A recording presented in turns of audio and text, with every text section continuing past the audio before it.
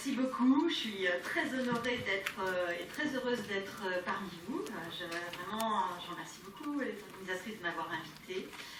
Et du coup, je vais essayer de vous donner des clés, des éléments, justement pour mieux comprendre les conséquences psychotraumatiques et effectivement cette fameuse mémoire traumatique qui est au centre. Qui est au centre, c'était pour avoir l'heure, mais bon, qui est au centre de toutes les souffrances et tous les impacts sur la santé. Alors il y a des choses, il y a plusieurs choses. Ah merci, ça c'est beaucoup mieux. Il y a plusieurs choses à avoir en tête quand on parle de troubles psychotraumatiques et des violences, c'est que effectivement, justement, les psychotraumatismes sont en quelque sorte genrés. Parce que en population générale, les femmes sont beaucoup plus touchées par les troubles psychotraumatiques que les hommes, 3 à 4 fois plus, parce que justement, elles sont beaucoup plus impactées par les violences qui vont avoir le plus de conséquences psychotraumatiques. Bien entendu, les violences sexuelles, qui font partie des violences qui ont à l'égal des tortures ont un impact sur la santé extrême, mais aussi les violences intrafamiliales, les violences conjugales et donc toutes les autres violences genrées. Alors bon, de toute façon le mariage forcé c'est des violences sexuelles aussi, les mutilations sexuelles féminisées aussi sont des violences sexuelles. Donc les femmes sont très impactées et il faut avoir aussi en tête que cet impact est d'autant plus important, et c'est aussi notre propos, que leurs conséquences psychotraumatiques ne sont pas identifiées. Non seulement les conséquences psychotraumatiques ne sont pas identifiées, mais les violences elles-mêmes ne sont pas reconnues, ne sont pas identifiées. Dans la grande enquête qu'on a faite, c'est 83% des victimes de violences sexuelles qui n'avaient jamais été reconnues ni protégées. Et que cette absence d'identification et cette absence de reconnaissance et de protection va en fait aggraver les troubles de façon très importante et entraîner des conséquences qui vont avoir un impact sur des dizaines d'années, voire même parfois sur toute la vie. Donc c'est aussi là que c'est tout à fait essentiel de pouvoir poser la question systématiquement, rechercher ces violences, protéger les victimes et leur apporter des soins. Parce que si les conséquences psychotraumatiques ont un impact sur la santé aussi terrible, en revanche, elles peuvent être soignées. L'impact, il n'est pas uniquement psychologique, il est neurologique, avec des atteintes neurologiques du cerveau.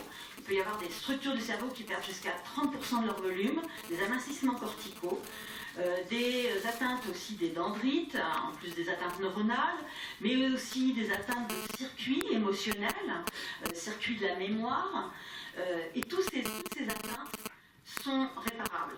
C'est-à-dire qu'on peut vraiment, le cerveau a une capacité de neurogénèse à partir du moment où les victimes sont à la fois protégées et soignées. Donc là, il y a à la fois un problème de santé publique, un problème énorme, et une prise de conscience qu'il faut avoir. Alors je voulais aussi rajouter que les personnes qui vont être les plus impactées, c'est les personnes qui sont en situation d'inégalité. Ça, on sait que les violences utilisent un rapport de force et de domination. Donc, aussitôt qu'on est dans une situation d'inégalité, il y a un fort risque de violence. Il ne faut pas oublier que ce sont les femmes les plus jeunes qui vont être les plus impactées. Ça, c'est vraiment très important.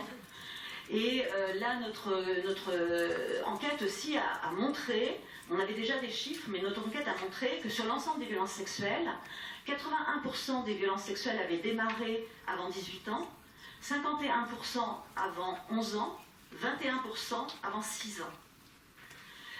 Et que c'est en fait vraiment les principales victimes de violences sexuelles, ce sont les enfants. Et qu'ensuite il va y avoir un continuum de violences, les violences démarrent très tôt, très jeunes, et le facteur de risque premier de subir à nouveau des violences, c'est d'en avoir déjà subi. Et 70% de toutes ces victimes vont subir à nouveau des violences. Et si elles ne sont pas protégées, et si elles ne sont pas soignées, là, elles sont quasiment condamnées à survivre face aux violences parce qu'elles ne sont pas protégées et à devoir subir des violences à répétition. Donc c'est là où on peut intervenir aussi. C'est les plus jeunes, que ce soit bien entendu pour les violences sexuelles, ça je vous en ai parlé, mais que ce soit aussi pour les violences par partenaire, ça démarre très très jeune, et on sait que nous en France, on a une grande enquête en VEF qui avait donné 10% de violences conjugales dans l'année pour les femmes, et aussitôt qu'elles sont beaucoup plus jeunes, moins de 25 ans, on a de l'ordre de 24% de violences conjugales. Donc ça aussi, il faut l'avoir en tête. Et puis, ce qu'il ne faut pas oublier aussi, c'est les personnes handicapées qui subissent au moins 4 fois plus de violences. 4 femmes handicapées sur 5 a subi des violences de toutes sortes. 4 fois plus de violences sexuelles. Donc là aussi, il faut être en état d'alerte. Et puis toutes les personnes discriminées, bien entendu, la discrimination est un facteur de risque très important de subir des violences.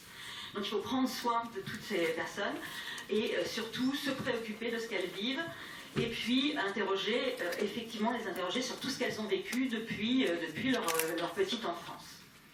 Donc ces conséquences, alors on sait aussi qu'au niveau international, il y a eu une grande enquête ILIS en janvier 2016 qui montre que c'est une fille sur 5 qui a subi des violences sexuelles dans sa vie. Une fille sur 5.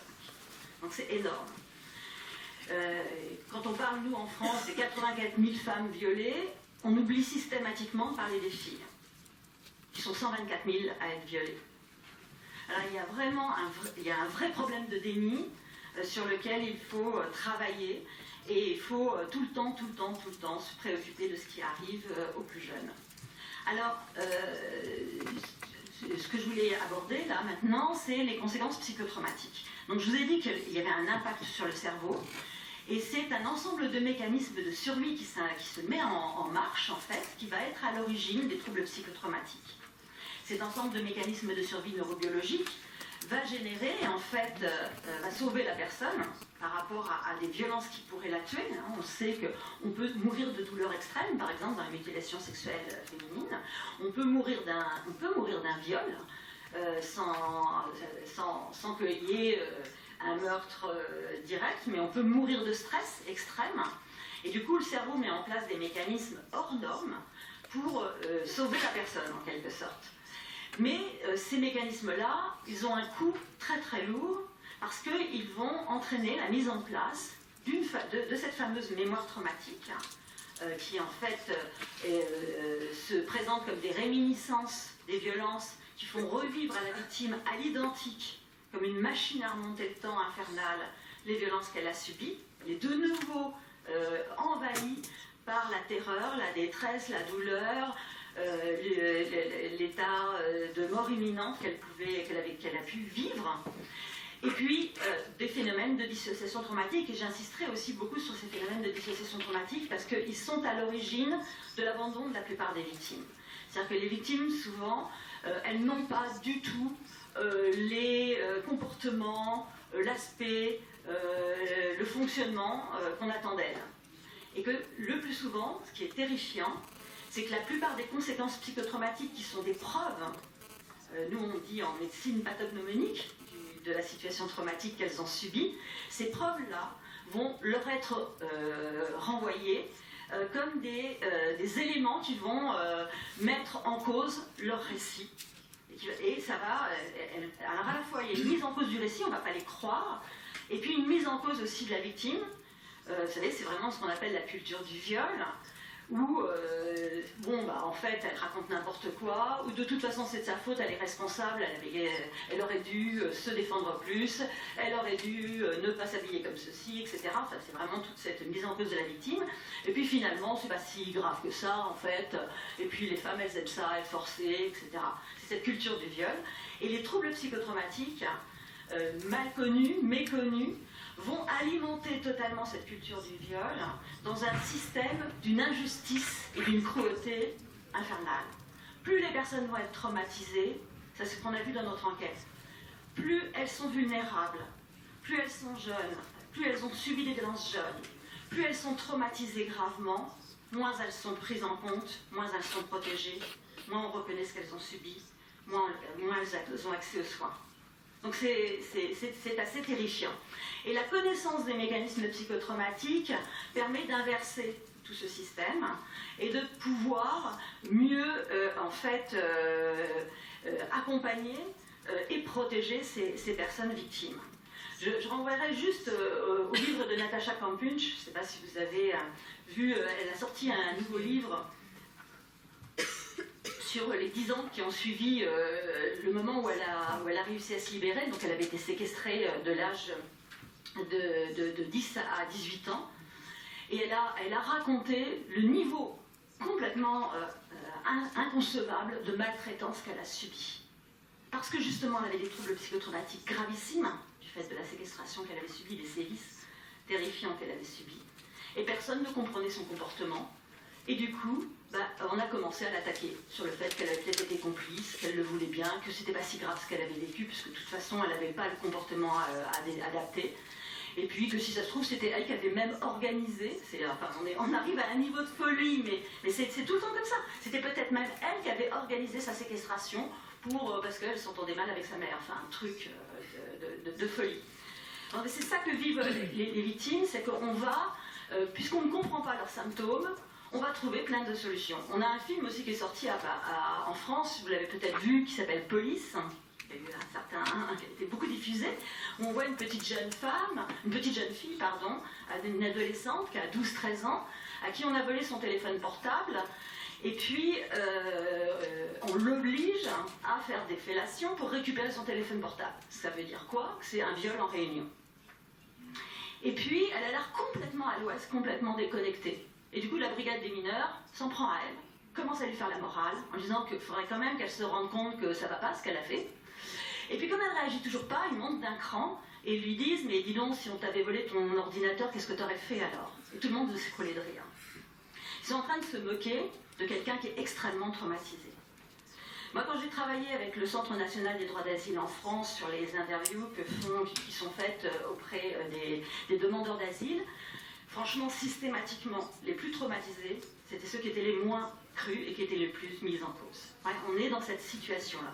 Alors, qu'est-ce qui n'est pas compris? Donc on va peut-être regarder les schémas. Je vais vous montrer un petit peu le fonctionnement du cerveau, si ça ne vous dérange pas. Voilà, oui, donc ça c'était les chiffres, les chiffres que je vous ai donnés.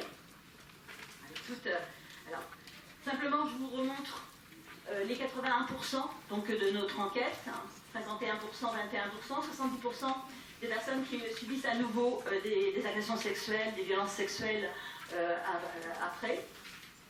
L'impact énorme sur la santé, c'est que là, c'est 96% qui disent avoir un impact important ou très important sur leur santé mentale, et 69% sur leur santé physique quand elles ont subi des violences sexuelles dans l'enfance. Une victime sur deux a tenté de se suicider, une victime sur deux a des conduites addictives, une victime sur deux passe par des grandes périodes de précarité ou voire de marginalisation. On sait aussi que les violences, par exemple pour tout le système prostitutionnel, de 60 à 90% des personnes prostituées ont subi des violences sexuelles dans l'enfance. Je reprends un peu le chiffre de 96% d'impact sur la santé mentale. La plupart du temps, les juges, quand ils font une instruction sur des violences sexuelles, ils demandent des expertises et ils demandent s'il n'y a pas de troubles psychiatriques. Mais quand ils demandent s'il n'y a pas de troubles psychiatriques, c'est pas pour se dire que si elle a des troubles psychiatriques, c'est qu'elle a vraiment subi des violences extrêmes. C'est pour se dire, si elle a des troubles psychiatriques, c'est que sa parole n'est pas crédible. Les personnes handicapées, leur parole est systématiquement décrédibilisée. Or, ce sont les personnes qui subissent le plus de violences sexuelles dans notre société. Les enfants, plus ils sont petits, plus leur parole n'est pas entendue. C'est eux aussi qui subissent le plus de violences sexuelles. Donc on est vraiment à l'envers. Donc il faut essayer de remettre les choses à l'endroit. En fait, on a un fonctionnement archaïque en quelque sorte, d'alarme dans le cerveau en situation de danger extrême.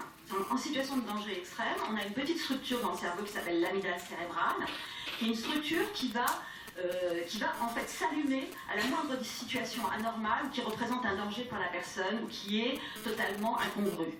Cette petite structure, du coup, va faire sécréter de l'adrénaline et du cortisol, des hormones de stress, pour préparer l'organisme à en fait affronter un danger. Elle est immédiate, elle se fait de façon automatique, non consciente, et ce n'est que dans un deuxième temps que le cortex, c'est-à-dire notre table de travail, notre capacité, nos fonctions supérieures, intellectuelles, notre capacité à comprendre ce qui se passe, et puis l'hippocampe, qui en fait sert un petit peu, qui est un système d'exploitation de la mémoire, des apprentissages et du repérage temporospatial, l'activation du cortex et de l'hippocampe, qu'on voit bien là, l'hippocampe. Ça c'est l'amygdale cérébrale, ça c'est l'hippocampe. Cette activation du cortex et de l'hippocampe vont permettre de contrôler la réponse émotionnelle. C'est-à-dire qu'on a une réponse émotionnelle, par exemple il y a un bruit, il y a quelque chose qui tombe du plafond, tout le monde va sursauter. Tout le monde va avoir en fait une activation au niveau cardiovasculaire, respiratoire, du fait des hormones de stress. Mais très rapidement, on va pouvoir contrôler notre émotion en comprenant ce qui se passe et en analysant ce qui se passe. Et puis ça va permettre de moduler la réponse émotionnelle et puis ensuite d'intégrer ce qui est en train de se produire, de trouver des solutions et de pouvoir ensuite, si on a pu trouver des solutions, de pouvoir ensuite parler en termes de mémoire autobiographique de l'événement qui vient de se produire. Ça, c'est ce qui se passe normalement. En situation de violence, c'est ce système-là qui va être complètement dysfonctionnel. L'amygdale, face à quelqu'un qui exerce des violences sexuelles, face à une situation de mutilation sexuelle génitale, face à des viols, il y a une situation, bien entendu, d'alarme totale, c'est-à-dire que l'amygdale cérébrale s'allume, sécrète des hormones de stress, mais là où ça ne va pas du tout suivre, c'est au niveau du cortex et de l'hippocampe. La situation, elle est totalement impensable. C'est vraiment, vous savez, c'est comme lors des attentats. C'est pas vrai, c'est pas possible. C'est inconcevable. Ça bloque toute représentation psychique. C'est hors norme. Ce n'est pas humain, en quelque sorte. On est dans la transgression, une transgression telle que ce n'est pas envisageable. Ça bloque toutes les représentations des fonctions supérieures. Et ça les paralyse, et c'est ce qu'on appelle la sidération traumatique. Donc les victimes sont paralysées, on va leur reprocher souvent, en disant mais pourquoi vous n'avez pas crié, pourquoi vous n'avez pas alerté, pourquoi vous n'avez pas fui, pourquoi vous n'êtes pas battu, les personnes elles étaient sidérées. Et c'est la stratégie de l'agresseur, du système agresseur qui est en cause sur la réaction de la victime, et ce n'est pas la personnalité de la victime qui est en cause. Très longtemps, on a pensé que les troubles psychotraumatiques étaient liés uniquement à la personnalité de la victime, à son histoire. C'est ça qui permettait de dire s'il y avait plus de troubles psychotraumatiques dans la population générale, chez les femmes, c'est parce que les femmes, par essence, elles étaient plus fragiles, elles étaient plus sensibles, moins capables de se protéger des violences, donc c'était normal. Non, c'est simplement qu'elles subissent de plein fouet beaucoup plus de violence. C'est toujours ce système-là. Donc la stratégie de l'agresseur, ça va être de sidérer. C'est des situations que vous avez tous pu rencontrer quand on est confronté à quelqu'un qui dit quelque chose d'énorme, d'insensé, très violent. Et on est là et on reste bouche bée. Et c'est dit, par exemple, contre quelqu'un, et on ne va même pas être en capacité d'aller défendre la personne, et on s'en veut ensuite, on se dit mais pourquoi j'ai pas dit ça, etc. Et ça c'est la stratégie de l'agresseur, il a réussi à paralyser tout le monde. Donc cette sidération, c'est elle qui va être à l'origine de toute la cascade de mécanismes ensuite. Parce que, en fait, à quoi ça aboutit? Ça aboutit au fait que la sidération ne permet pas du tout de contrôler les réponses émotionnelles. Et puis l'amygdale cérébrale, elle s'est allumée, mais il n'y a pas de réponse. Donc elle continue à monter en pression, en fait. Il y a de plus en plus de sécrétion d'adrénaline et de cortisol. Il n'y a toujours pas de réponse au niveau supérieur, des fonctions supérieures. Et très rapidement, on se retrouve avec un surdosage d'adrénaline et de cortisol. C'est-à-dire que les hormones de stress vont être tellement élevées qu'elles représentent un risque vital pour l'organisme. Ce risque vital, il est cardiovasculaire et neurologique. L'adrénaline a un impact sur le cœur et le cortisol a un impact sur le cerveau avec des atteintes neurologiques. Et c'est comme ça qu'on peut faire un arrêt cardiaque lié au stress et des atteintes neurologiques très importantes. Et le cerveau, en fait, a un joker, en quelque sorte, un peu comme dans un circuit électrique qui serait en survoltage, où tous les appareils vont griller. Eh bien, le seul moyen de s'en sortir, parce que l'amygdale, c'est une structure archaïque, qui, elle, reste allumée tant que le danger persiste, et ça, elle ne va pas en démordre, en quelque sorte. Du coup, il faut isoler l'amygdale. Elle va rester allumée, mais on va la bunkériser, en quelque sorte, un peu comme Tchernobyl, quoi. On met un sarcophage autour, et du coup, elle ne peut plus faire sécréter d'adrénaline et de cortisol. C'est ce qui permet de sauver la personne. Mais ça va générer, déjà petit 1, une dissociation traumatique. La dissociation, ça va être ce sentiment d'être spectateur de la situation, d'être complètement, enfin un sentiment de déconnexion, d'irréalité, qui est lié à l'anesthésie émotionnelle. Le fait qu'il n'y a plus, en fait, d'alerte émotionnelle, puisque l'amygdale est débranchée, en fait, du cortex. Et puis, il n'y a plus d'adrénaline et de cortisol. Donc, le corps n'est plus en situation de stress, et il n'y a plus d'alerte au niveau du cerveau sur le danger. Donc, la personne, elle continue à être face au danger, mais elle est déconnectée émotionnellement. Et cette dissociation traumatique, elle va aussi être reprochée aux victimes, parce que du coup, elles vont sembler complètement, quasiment indifférentes à ce qui leur arrive, déconnectées. D'un seul coup, elles ne sont plus là. Elles sont sur mode automatique, zombie comme elles le disent souvent, comme mortes. Et cette situation de dissociation traumatique, c'est particulier parce qu'elle va durer tant que le danger perdure. Ça veut dire que si la victime continue à être exposée à l'agresseur, comme c'est souvent le cas dans les violences intrafamiliales, bien entendu, dans beaucoup de violences sexuelles, ou dans le cadre des mutilations sexuelles féminines, eh bien l'amygdale cérébrale va rester allumée, parce qu'elle sait que le danger est venu de telle et telle personne, dans telle situation. Ben, tant que la personne est là et que la situation est là, elle reste allumée.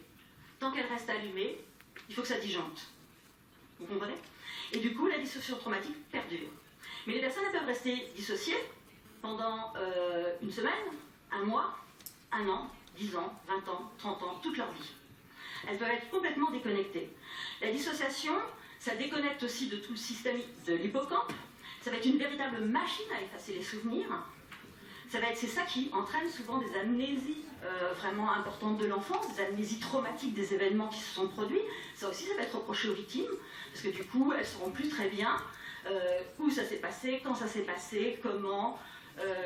Elles oublieront une bonne partie des violences qu'elles ont subies. Et puis cette dissociation traumatique aussi, elle arrange bien les agresseurs d'une certaine manière, parce que la victime, elle n'a plus de possibilité de réagir. C'est-à-dire qu'on réagit avec nos émotions. On dit non avec nos émotions. On se défend avec nos émotions, même mentalement, hein, même si on ne peut pas se défendre physiquement, parce qu'on est séquestré ou on est en situation de domination, on va réagir avec nos émotions. Et à ce moment-là, c'est ça qui va générer des systèmes d'emprise de très haut niveau sur les victimes. Plus elles sont dissociées, plus elles vont être sous emprise, plus elles vont être soumises, en fait, à la domination de tous ceux qui vont se présenter en face d'elles. Mais il y a autre chose aussi sur cette dissociation. C'est que, vous savez, on fonctionne par empathie, et l'empathie, il y a une empathie naturelle de base, qui est là, qui est présente dès la naissance, et qui va faire qu'on va reconnaître les émotions d'autrui. Cette empathie, du coup, permet de lire sur le visage d'autrui ses émotions. Si vous êtes face à quelqu'un qui est dissocié, ben, vous ne lirez rien. Vous avez des problèmes de Natacha Kampusch, ou de la petite jeune dont je vous ai parlé. C'est-à-dire qu'on ne lit rien. La personne, elle est déconnectée. Si c'est un enfant, on va penser qu'il est complètement qu'il est bête, quoi, qu'il n'a rien compris. Bon, bah, c'est pas si grave ce qui lui est arrivé. Si c'est quelqu'un de plus âgé, on va se dire que vraiment... souvent, ces personnes-là sont perçues comme étant un peu handicapées mentalement, comme n'étant pas capables de comprendre ce qui s'est passé. Et puis surtout, ça va pas du tout générer chez la personne en face un impact émotionnel qui va l'obliger normalement à agir en fonction de la situation. Donc il va pouvoir être indifférent à cette situation. S'il n'a pas en fait une position intellectuelle très solide et éthique, il va laisser faire. Et j'avais un juge comme ça qui me disait, quand je lui ai expliqué la dissociation traumatique, il m'a dit « Ah, mais alors ça veut dire que cette femme qui subissait dans son couple des violences très importantes avec des sévices, hein, il décrivait les sévices, des actes de barbarie, finalement elle avait l'air de très bien supporter. Donc du coup, moi j'ai pensé que c'était pas si grave. » Il me dit ça. C'est-à-dire que les faits ils étaient caractérisés et que du coup, par rapport à la protection, vous imaginez à quel point ça va être catastrophique. Mais ça veut dire aussi qu'une victime, si elle est confrontée à l'agresseur ou au système agresseur, elle va être dissociée en permanence.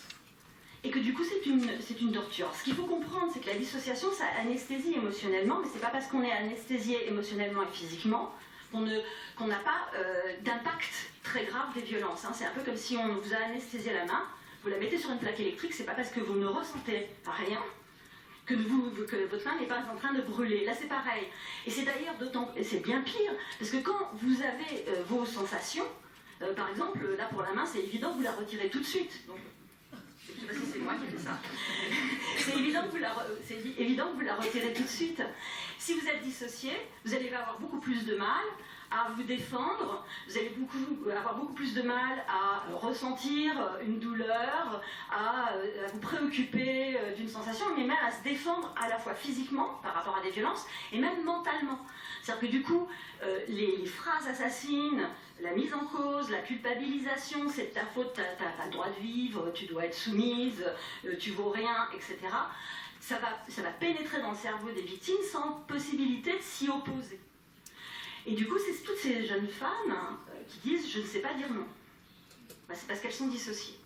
Aussitôt qu'elles sont plus dissociées, eh bien, elles retrouvent leur capacité à se défendre. Parce que c'est pas qu'elles ne savent pas se défendre, c'est qu'elles n'en ont pas les moyens. Mais les moyens, vraiment, à cause d'un système de survie qui est enclenché. Donc cette dissociation, c'est vraiment important de comprendre que c'est elle aussi qui va être à l'origine des violences répétées. Un enfant qui est dissocié à l'école, vous le bousculez, il dit rien.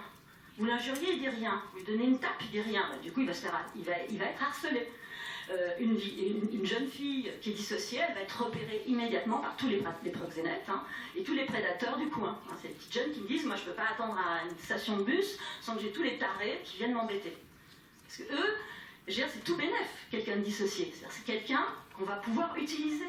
C'est quelqu'un qui va pouvoir devenir votre esclave, ou c'est quelqu'un sur lequel on va pouvoir exercer des violences extrêmes sans qu'elle crie, sans que ça se fasse problème. Mais il n'y a pas que cette dissociation traumatique qui est vraiment très importante, en même temps que ce système qui a cette anesthésie émotionnelle, en fait le cerveau aussi, je ne vous l'ai pas dit, il fabrique un cocktail morphine-kétamine, qui est vraiment un cocktail hyper puissant qu'on utilise en chirurgie, dans les douleurs très importantes, qui du coup drogue en quelque sorte la victime. Donc j'insiste, la dissociation, c'est pas la victime qui décide de se dissocier, ça se dissocie pour elle. Alors c'est pas, parce que là aussi on était à renvoyer à la victime que c'était elle qui décidait de. Donc par rapport à cette dissociation, par rapport à la mémoire aussi, vous savez, on dit souvent à quelqu'un, mais là, si vous avez subi des choses si graves, comment vous avez pu ne pas vous en rappeler pendant plusieurs années? Ce n'est pas possible. Vous racontez n'importe quoi. On ne peut pas oublier des choses aussi graves. Eh bien si, justement. Plus c'est grave, plus la machine à dissocier est en marche, et moins on a protégé les victimes, plus elles vont effectivement avoir cette amnésie traumatique. Les victimes de violences sexuelles dans l'enfance ont 40% d'amnésie traumatique totale, qui peuvent durer plusieurs années, et 60% d'amnésie partielle. Alors en même temps que se met en place ce processus de dissociation, se met en place aussi une disjonction au niveau de l'intégration de la mémoire. C'est-à-dire que tout ce qui a été est passé par l'amygdale cérébrale, c'est-à-dire tous les événements, tout ce que vous vivez, c'est filtré par l'amygdale, ça passe obligatoirement par l'amygdale, va être bloqué et va rester bloqué dans l'amygdale cérébrale et ne va pas être intégré par l'hippocampe pour devenir la mémoire autobiographique. Et c'est mémoire, c'est tous ces événements en fait traumatiques qui sont bloqués dans l'amygdale cérébrale sans être intégrés qui vont être à l'origine de cette mémoire traumatique. Et cette amygdale cérébrale, du fait du danger, va devenir complètement hypersensible et elle va s'allumer au moindre lien qui rappelle les violences. La moindre situation qui rappelle les violences, ou le fait d'être confronté à quelqu'un qui était là, qui était présent au moment des violences, le fait d'avoir une douleur extrême, par exemple, un bruit soudain, une sensation, quelqu'un qui vous touche, si vous avez été attrapé, quelqu'un qui vous prend le poignet, si vous avez été maintenu pour subir les violences, ça s'allume. Et ça va faire comme une machine à remonter le temps, qui va envahir le psychisme de la victime, où elle va revivre à l'identique les violences qu'elle a subies. Avec la même détresse, la même douleur. C'est-à-dire que normalement, quand on a vécu des douleurs importantes, si vous avez eu une fracture, vous vous souvenez que ça a été très douloureux, mais quand vous la remémorez, vous ne ressentez pas à nouveau cette douleur. ou un accouchement, on ne ressent pas à nouveau la douleur. Tandis qu'avec la mémoire traumatique, vous la ressentez comme si elle était présente, réelle, immédiate. Hein. Les personnes qui étaient je prends en charge pas mal de patients qui étaient dans la fosse au Bataclan. Je veux dire, aussitôt qu'il y a quelque chose qui rappelle cet attentat, des sirènes, une sonnerie de téléphone, vous savez, parce que les téléphones sonnaient, du sang, enfin voilà. Eh bien, ils sont de nouveau dans la fosse avec la sensation de mort imminente. Voilà, ça fait revivre, c'est une véritable torture. Alors, cette torture, en plus, elle est très particulière parce que la mémoire traumatique, elle n'est pas du tout différenciée. Il n'y a pas eu le travail de l'hippocampe, donc il n'y a pas de repérage temporo-spatial. Et du coup, quand elle sort comme si elle était présente, mais elle est très très difficile à remettre en place dans le repérage temporo-spatial. Les victimes dissociées et qui ont une mémoire traumatique ont beaucoup de mal à faire une chronologie si on ne les aide pas, si on ne les accompagne pas. Ça aussi, ça leur est reproché. Et cette mémoire traumatique, aussi quand elle s'allume avec tout ce qui s'est produit. Donc elle va s'allumer avec tout ce que la victime a ressenti, mais ce qui va être mélangé, ça va être aussi tout ce qui a été dit, tout ce qui a été fait, la mise en scène du système agresseur. Ça va être aussi les paroles de l'agresseur qui vont revenir en même temps. Tu vaux rien, par exemple. C'est de ta faute. Tu ne mérites que ça. Et c'est ça qui va hanter les victimes. Ce n'est pas leur propre parole, c'est la parole des agresseurs qui les colonise. Leur haine va les coloniser. Leur mépris pour elles va les coloniser. Ça explique l'estime de soi catastrophique des personnes. Mais quand elles n'ont plus de mémoire traumatique, elles retrouvent une estime de soi normale. C'est-à-dire que c'est lié au fait qu'elles sont colonisées par les mises en scène de l'agresseur. Mais dans le cas des violences sexuelles, elles peuvent être colonisées aussi par l'excitation perverse de l'agresseur. Pour vous donner un exemple, lors du 22 mars, l'attentat à Bruxelles, j'ai un patient qui m'a demandé de le voir en urgence parce qu'il me disait « je suis devenu fou ». Il était au Bataclan. Et il me dit « quand j'ai entendu l'attentat à Bruxelles, je me suis mise à rire. Enfin, j'ai été envahie par un rire atroce. » Il me dit « je suis fou, il faut m'enfermer, il faut m'hospitaliser ». Et il était vraiment désespéré, avec vraiment même des idées suicidaires. D'où venait ce rire? Ce rire venait des terroristes qui n'ont pas arrêté de rire. C'est-à-dire que la mémoire traumatique, quand elle s'allume aussi avec les mises en scène des agresseurs. Avec je vous dis, la haine qui se déverse et qui du coup peut être prise pour la victime comme une haine qui se déverse sur elle-même. Donc cette mémoire traumatique, elle va être une véritable torture qui va accompagner la victime et elle peut aussi durer des années, des dizaines d'années, voire jusqu'à la fin de la vie, où une personne âgée, quand elle se retrouve hospitalisée, va faire un accès comme ça de mémoire traumatique, on va penser qu'elle a une psychose hallucinatoire chronique ou qu'elle est Alzheimer.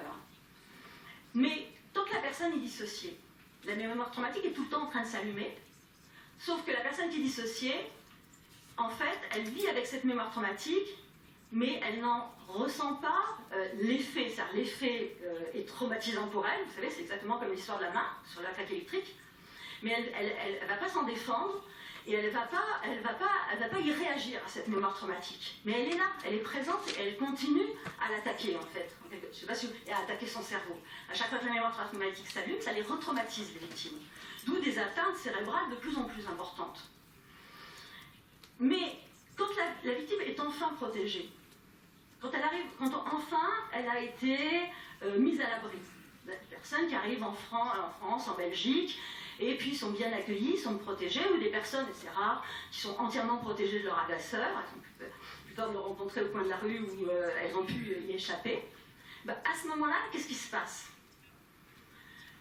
La dissociation cède, elles ne sont plus anesthésiées, et c'est à ce moment-là qu'elles vont ressentir à plein pot la mémoire traumatique. Ça va les envahir et ça va faire des attaques de panique pas possibles. Je vous renvoie par exemple à la consolation de Flavie Flament, si vous en avez peut-être entendu parler. Où elle, c'est 30 ans après, presque 30 ans après, que sa mémoire traumatique s'est mise en marche. Mais c'était valable aussi, par exemple, Ricky Fan en parlait bien avec le Cambodge, où c'est quand il n'y a plus du tout de Khmer rouge, que d'un seul coup, tout le monde a commencé à partir en vrille, avec des attaques de panique, un mal-être pas possible. Il était là avant, mais il n'était pas pris en compte. Tout ça, ça existait avant. Et du coup, elles vont à ce moment-là être très très mal. Donc, et malheureusement, souvent, le traitement qui est proposé à la mémoire traumatique, c'est plutôt de les redissocier, les victimes. Par des traitements neuroleptiques, par exemple, importants, enfin des traitements psychotropes très importants. Mais si vous avez quelqu'un qui part en vrille, vous lui donnez une claque, bah, ça va la faire redéconnecter et puis paf, elle est dissociée. Si vous exercez des violences vis-à-vis de cette personne, elle se redissocie. Donc, c'est aussi, donc elles peuvent être aussi confrontées à des maltraitances. Les électrochocs, c'est quoi en fait? C'est de refaire disjoncter le cerveau. On en fait beaucoup en France. Hein. Aux États-Unis, il faut encore des lobotomies. C'est de détruire définitivement l'amygdale cérébrale. Oui, aux États-Unis. Oui, encore maintenant. Pour les troubles obsessionnels. Donc la victime qui se retrouve avec une mémoire traumatique, elle va devoir élaborer des stratégies de défense parce que c'est invivable. Donc soit elle va mettre en place des conduites d'évitement, c'est-à-dire qu'il faut et qui sont les meilleures conduites en fait, tant qu'il n'y a pas de soins. C'est-à-dire qu'il ne faut pas qu'elle explose. Vous avez un terrain miné où ça peut exploser n'importe quand, il ne faut pas bouger. Et vous n'allez pas là où ça risque d'exploser. Donc il y a plein de situations, par exemple ça peut être aussi même un examen gynécologique, c'est même pas la peine d'y penser. Ça peut être se retrouver, prendre l'ascenseur, parce que si on est coincé dans l'ascenseur, ça rappelle la situation de séquestration qu'on a vécue. Ça peut être un stress aussi qui rappelle le stress de départ. Donc les personnes, elles vont s'isoler complètement, tout contrôler dans leur vie pour essayer de faire en sorte que cette mémoire traumatique ne s'allume pas. Sauf qu'on empêche les gens de faire ça, parce qu'on leur dit qu'il faut avancer. Hein, les enfants, on leur dit qu'il faut s'autonomiser, qu'il faut avancer. Hein, les enfants, dans ces cas-là, ils ont des angoisses de séparation, ils ne bougent pas, ils ont un monde à part, où là, ils sont en sécurité. Mais on leur demande quand même d'avancer. Et du coup, très rapidement, les victimes vont être obligées d'avancer. Vous savez, j'étais au musée de la Grande Guerre de 14-18 à Meaux hier, où je faisais une conférence, ils m'ont fait visiter le musée. On a vu les tranchées et comment ça se passait avec des films. Bah, si vous voulez obliger les gens à sortir d'une tranchée alors qu'ils vont être tirés immédiatement, bah, ils ne peuvent le faire que si vous leur avez fourni 3 paquets de cigarettes par jour, plus 6 bouteilles de vin par jour. Bah, là, ils sont dissociés. Donc très rapidement, les personnes, elles rencontrent des produits dissociants. Donc ça peut être de l'alcool, de la drogue.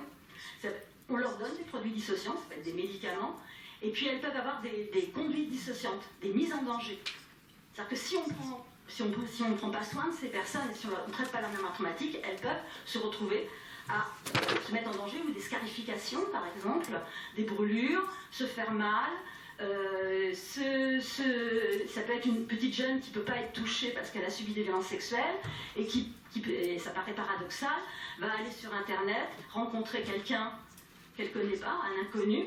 Parce que ça la met en danger. J'avais une petite jeune aussi, quand elle commençait à sentir sa mémoire traumatique s'allumer, elle se mettait sur le rebord de la fenêtre au 5e étage avec un Walkman et elle se balançait. Et du coup, c'était radical. En fait, qu'est-ce qu'elles font, les victimes? Elles sont obligées de faire en sorte que ça disjoncte avant que la mémoire traumatique les envahisse. Et se scarifier, c'est rien par rapport à revivre un viol ou une mutilation sexuelle féminine, c'est rien. Donc du coup, toutes ces violences-là, on ne peut pas les faire lâcher ça, parce que c'est absolument nécessaire pour avancer sur ce terrain miné, déconnecté. Donc vous voyez, on se retrouve dans une situation où, parce qu'on ne les protège pas, elles vont être soit dissociées en permanence, et donc avec une atteinte sur leur intégrité physique et mentale très importante, soit elles vont se retrouver avec une mémoire traumatique si on les protège, mais qui va aussi exploser à la moindre situation. Donc vraiment, ce qui est essentiel, c'est de protéger les victimes. Alors, on avait vu, là, par exemple, par rapport aux personnes migrantes, demandeuses d'asile, que rien qu'à l'idée de retourner dans leur pays, là où s'est produit les violences, ça les fait exploser complètement. Donc il y a celles qui sont en sécurité ici et qui vont exploser si jamais on les oblige à retourner, ou si elles ont peur, par exemple pour leurs filles, que leurs filles subissent la même chose qu'elles, par exemple pour les mutilations sexuelles féminines, ou subissent aussi les viols qu'elles ont elles-mêmes subis, et puis de retourner sur les lieux, c'est totalement intolérable. Et si on les renvoie, et bien finalement on les envoie à une dissociation, qui est en fait une atteinte très très grave sur leur santé. Voilà. Donc c'est cette réalité-là, mais c'est pareil aussi pour les procédures juridiques où on expose les victimes à leur agresseur lors comment on appelle ça, j'arrive pas à retrouver le nom. Merci. Lors de confrontation, C'est une torture pour une victime de violence sexuelle. C'est une torture. Donc il y a plein de pays, heureusement, qui en fait suivent les recommandations aussi de la Convention d'Istanbul pour éviter à tout prix de retraumatiser les victimes. Mais dans l'ensemble, elles sont continuellement retraumatisées. Et puis, tant qu'elles sont dissociées aussi, tant qu'on ne se préoccupe pas de la dissociation, elles vont se retrouver à vivre à nouveau des violences sur des violences parce qu'elles vont être choisies par des personnes violentes qui veulent exercer une possibilité de violence extrême sur elles, en toute tranquillité, et d'esclavage. Une personne dissociée, vous savez, c'est un peu comme c'est les personnes aussi quand elles étaient dans des camps d'extermination, des camps de concentration, elles étaient totalement dissociées, déconnectées. J'ai un patient aussi au Bataclan, il est sorti, quand on leur a dit de sortir, il est sorti, il a marché, il y a des portes qui se sont ouvertes, et ce sont les personnes qui l'ont accueilli qui se sont mises à crier parce qu'il avait des balles de Kalachnikov dans la cuisse, qu'il n'avait même pas ressenti du fait de la dissociation. C'est ça la dissociation. Et c'est aussi très grave par rapport à la santé des personnes, parce que du coup, elles ne vont pas aller consulter pour plein de pathologies qu'elles ne vont pas repérer. Voilà, donc c'est vraiment essentiel. Alors, je vais vous montrer ce qui se passe dans le cerveau, il faut que je fasse attention. Ça va pour l'instant non, quand même. En fait, non. Je vais vous montrer des IRM. Alors, c'est des IRM fonctionnels. En fait, ça permet de visualiser des zones du cerveau qui se mettent à consommer de l'oxygène ou du glucose et qui, du coup, se colorent. Là, c'est des vétérans du Vietnam. En fait, on en a... Celui d'en haut, c'est quelqu'un qui a bénéficié d'un programme de soins. Alors, le programme de soins, c'est l'intégration de la mémoire traumatique en mémoire autobiographique. Le soin, en fait, pour être rapide, c'est d'intégrer la mémoire traumatique en mémoire autobiographique et de permettre, en fait, de sortir la personne de la sidération, c'est-à-dire d'aller rechercher tout ce qui s'est produit et ce qui a généré la dissociation pour mettre des mots dessus et permettre à la personne de ne plus se retrouver paralysée face à l'événement. Et puis c'est aussi décoller tout ce qui appartient à l'agresseur de ce qui appartient à la victime dans cette mémoire traumatique, parce que sinon, une mémoire traumatique qu'on veut transformer en mémoire autobiographique, s'il y a l'agresseur qui est collé à la victime, en quelque sorte, ça bug. C'est incohérent, ça ne peut pas marcher. Il faut que les choses soient cohérentes pour qu'elles soient intégrées. Et là, on les met dans des IRL et on leur fait entendre des bruits de guerre. Donc ils s'allument, les deux. Donc le premier a bénéficié de soins, et le deuxième a des troubles psychotraumatiques très importants et une mémoire traumatique très importante. Ce qu'on voit, c'est qu'à l'instant T donné, ils entendent les bruits. Le premier, il s'allume, mais ce qu'on voit, c'est que tout son cerveau se met en marche pour contrôler les émotions. C'est-à-dire qu'il n'a pas de sidération, du coup. Donc il va pouvoir contrôler l'émotion, il ne va pas faire d'attaque de panique, il va pouvoir se dire que ça lui rappelle quelque chose qui est dans le passé, un événement. Tandis que le deuxième, il va entendre, c'est la zone auditive, il l'entend, il est sidéré, il se retrouve avec une attaque de panique pas possible, dissocié, il est complètement déconnecté. Et on voit aussi la deuxième, où là ce sont des jeunes femmes victimes de violences sexuelles dans l'enfance. Pareil, celle de gauche a été traitée, et celle de droite n'a pas été traitée, protégée et traitée. Et du coup, là, on voit, c'est une autre coupe qui permet de voir à la fois l'amygdale cérébrale et l'hippocampe. Et on voit que la première, donc les deux aussi, on leur fait entendre un récit de violence sexuelle. Les deux s'allument, mais on voit que la première, en fait, son amygdale cérébrale n'est pas très colorée. En revanche, son hippocampe est très coloré. C'est-à-dire que du coup, l'amygdale cérébrale, elle n'est pas chargée de mémoire traumatique.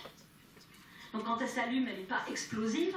Et puis, même si elle s'allume, l'hippocampe, lui, remet tout dans la chronologie, dans le passé, peut en fait avoir ce rôle de modulateur par rapport à la réponse émotionnelle. Je ne sais pas si vous saisissez bien.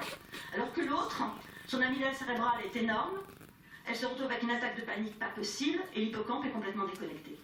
Et nous, ce qu'on fait, en fait, quand on est thérapeute, dans un premier temps, c'est aussi le CUMP, les cellules d'urgence médico-psychologique, on sert de cortex de secours et d'hippocampe de secours. On est tout le temps en train de remettre les choses, et petit à petit, on met du lien, on met du sens à ce que toutes les personnes ressentent, tout ce qu'elles vivent, pourquoi la mémoire traumatique s'allume à tel endroit. C'est une mémoire traumatique qui s'allume, si on peut identifier qu'est-ce qui fait qu'il s'allume, etc., tout de suite on peut la contrôler, on contrôle la réponse émotionnelle. Mais ça, les personnes ne peuvent le faire que si elles sont protégées, qu'elles ne sont pas débordées, et que si on les met pas en danger. Ça, c'est vraiment le problème. Donc ça montre bien cette mémoire traumatique, à quel point c'est une torture, à quel point ces personnes-là ne sont quasiment jamais protégées, hein, 83% n'ont jamais été reconnues ni protégées, et à quel point on les expose à des violences, et à quel point elles ont des difficultés à accéder aux soins, parce que les professionnels ne sont pas formés, on en a parlé, même en initiale, en France aussi. Et puis tous les professionnels qui vont les prendre en charge vont être souvent en panne par rapport aussi à des comportements. Dernière chose, vous savez, quand quelqu'un sort de la dissociation, parce qu'il est protégé, par exemple une femme victime de violences conjugales est enfin protégée, qui était en situation de danger extrême, si elle est bien protégée, c'est à ce moment-là que sa mémoire traumatique va être ressentie. Au moindre lien, parce qu'il y aura plein de liens qui vont allumer. À ce moment-là, elle va être beaucoup plus mal à partir du moment où elle a été mise elle a été protégée. Et si personne ne lui explique que c'est normal et que ça va s'atténuer, qu'on va faire quelque chose pour justement apaiser cette mémoire traumatique, on a des techniques, on va les voir après, dont aussi le propanolol, hein, qui fait baisser la sécrétion d'adrénaline. Enfin, on a vraiment des outils pour ça. Eh bien, elle, qu'est-ce qu'elle va faire ? Ben, elle, qu'est-ce qu'elle se dit ? Elle se dit que depuis qu'elle a quitté son conjoint, elle va beaucoup plus mal. Il faut peut-être qu'elle retourne le voir.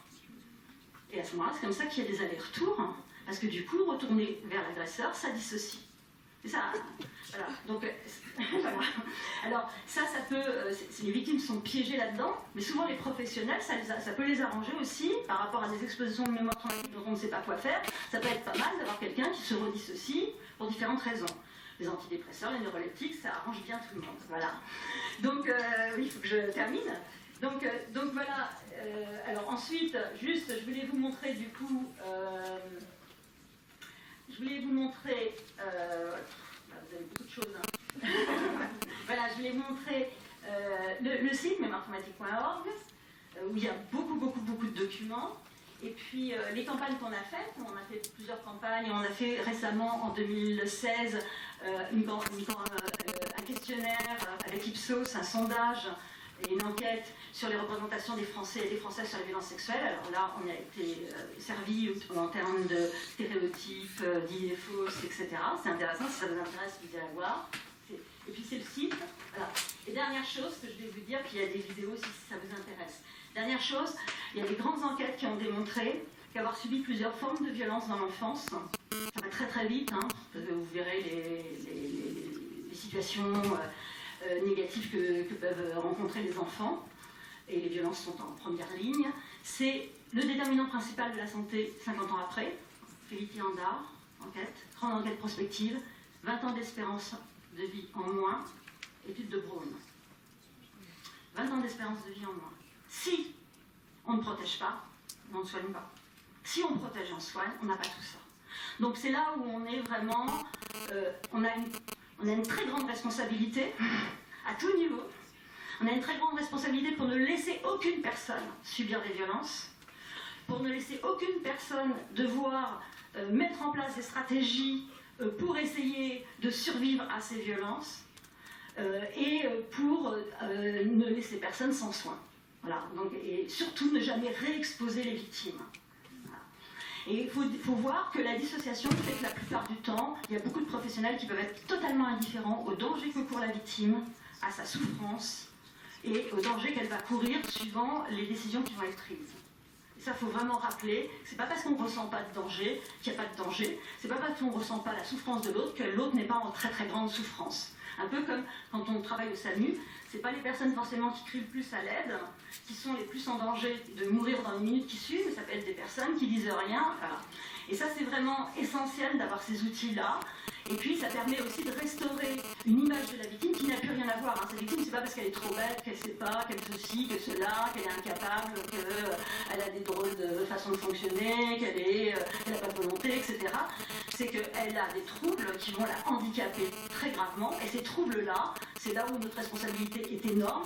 On peut les soigner, on peut faire en sorte qu'elles ne les aient pas, on peut leur permettre de retrouver une vie où elles auront subi des violences très importantes, mais où elles ne seront pas dans une situation de survie abominable. Voilà, merci beaucoup.